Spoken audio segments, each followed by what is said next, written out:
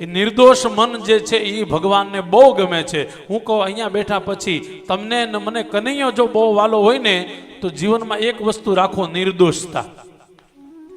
ગીતાનું પ્રસિદ્ધ શબ્દ છે નિર્દોષમ હિ સમબ્રહ્મ. જ્યાં સુધી અંદર કપટ ભરેલું હશે ને ત્યાં સુધી ભગવાન ક્યારે આપણી પાસે આવશે જ નહીં. એટલે નિર્દોષ થઈ જાઓ. કેવા નિર્દોષ? તો કે બાળક જેવા. બાળકો કદાચ 2-5 મિનિટ બાંધ્યા હોય ને તો પણ અડધી કલાક પાછા ભેગા થઈ જાય. અને આપણે તો વટના પૂછડા એવા ને વાત જવા દો, હું ન જાઉં તો પડી રે ઘરે. હંમેશા યાદ રાખજો, સુખી થવા માટે થોડા આમ હસતા રહો, એકબીજાના પ્રત્યે લાગણી રાખો. હમણાંની જ કથા મારી વાલ્મીકી રામાયણ, હમણાં 31 તારીખે પૂરી થઈ મારી વાલ્મીકી રામાયણ. ત્યારે છેલ્લા દિવસે મેં લોકોને એક મેસેજ બહુ સરસ મજાનો આપ્યો. કદાચ મને વ્યક્તિગત એવી રીતના જીવવું ગમે છે.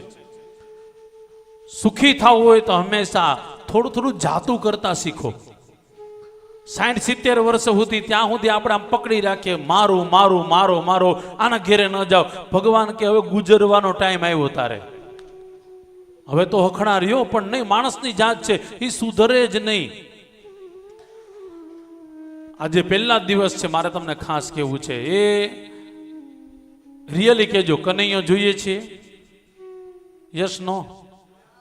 જોઈએ છે? પાક્કું ને?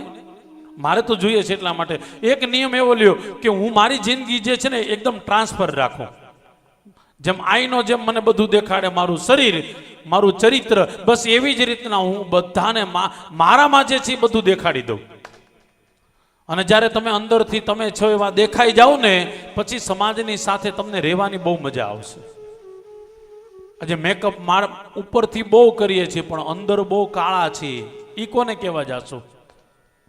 એટલે જેવા બહાર છીએ એવા અંદર, અને જેવા અંદર છીએ એવા જ બહાર. કોઈને દેખાડવા માટે કાંઈ કરવાની જરૂર નથી. અને હજી તમને પણ ગમશે, એ મારું નામ રાહુલભાઈ છે આમ, પણ આ બધા છોકરાઓ બધા ભેગા થઈને મારું નામ દ્વારકાધીશજી રાખ્યું છે.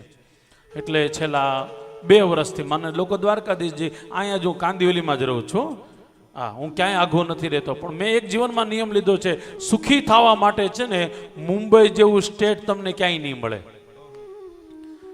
કારણ કે અહીંયા બધા એકબીજાની ભાવનાને સમજે છે, એકબીજાની લાગણીને. એટલા માટે ગઈકાલે જ અમે ક્યાંક ગયા હતા ને તો અમે બધા બેઠા હતા, કન્જેસ્ટેડ બહુ જગ્યા હતી. એટલે મેં કીધું મુંબઈ વાળાને કોઈ દી સકડાઈશ થતી બિલકુલ ન થાય, જ્યાં હોય ત્યાં બેસી જાય. અને બીજું, એવા સરસ મજાના લાગે, આપણને એમ થાય કે લાડુ આપી દઈએ મોઢામાં.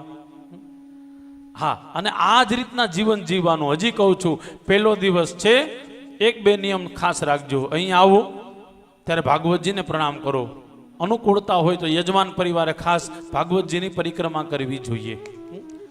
મહાપ્રભુજીના વચન છે કે તમે ભાગવતજીની એક પરિક્રમા કરો તો શ્રી ગિરિરાજજીની પરિક્રમા કરો ને એટલું ફળ તમને મળે છે. હજી એક વાર કહું, સાંભળજો. ભાગવતજીની એક પરિક્રમા પણ કરો તો શ્રી ગિરિરાજજીની પરિક્રમા કરો એટલું ફળ મળે છે. તમારી અનુકૂળતા હોય એટલી પ્રેમથી, જબરજસ્તી બિલકુલ નહીં. પગ દુખતા હોય તો એક જ કરવાનો, પગ ન દુખતા હોય તો 108 કરો, કારણ કે સાક્ષાત ઠાકોરજી બિરાજે છે. અને આગ્રહ બિલકુલ એક વસ્તુનો નહીં રાખવાનો, આપણું શરીર કહીને એ પ્રમાણે કાર્ય કરવાનું. હું એ બાબતે વધારે માનું છું, કારણ કે ઠાકોરજી પણ તમને ને મને કહે છે, શરીર માધ્યમ ખલુ ધર્મ સાધનમ. ભગવાન પોતે કહે છે આ શરીર છે તો બધું છે, શરીર ન હોય તો કાંઈ છે નહીં. ઘણા લોકોને અહીંયા આવવું હોય કથામાં પણ ઊભા નથી થઈ શકતા, તો અહીંયા આવવું છે, નથી ઊભા થઈ શકતા. એને નાચવું છે, કૂદવું છે, અહીંયા હોવા છતાં પણ રાસ નથી રમી શકતા, તો સમજી લેવાનું કે શરીર ધીરે ધીરે ઘસાઈ ગયું. હવે ઘસાઈ ગયેલા શરીરને પછી આપણે શું કહીએ ખબર છે? આ લોકોને વધારે ખબર હોય, એનું કામ કરે એટલામાં સ્પેર પાર્ટ ગયા. આપણું શરીર આપણું ચાલુ છે ત્યાં સુધી ભાગવતજીની પરિક્રમા કરીએ, તીર્થ જઈએ. હા, ખાસ કરીને પહેલો દિવસ છે ત્યારે આવો, વહેલા આવો, મોડા આવો, ન પણ આવો, ભાગવતજીને સતત પોતાના મનમાં રાખો. 7 દિવસ સુધી ઓમ નમો ભગવતે વાસુદેવાય મંત્રનો જપ કરો.